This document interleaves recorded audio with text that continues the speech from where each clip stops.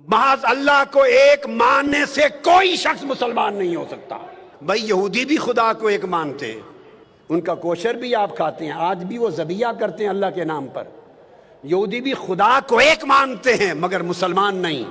Christians میں، عیسائیوں میں بھی ایک طبقہ یونیٹیرین کا ہے، یونیٹیرین ایک طبقہ ڈیویلپ ہو گیا ہے جو توحید کا عقیدہ رکھتا ہے، ٹرینیٹی کا، تثلیث کا نہیں رکھتا۔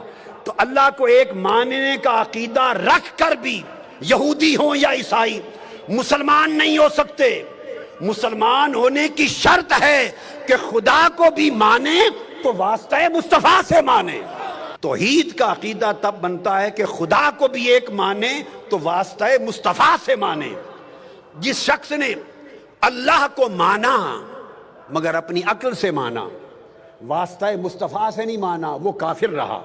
اللہ کو ایک مانا، فلسفے سے مانا،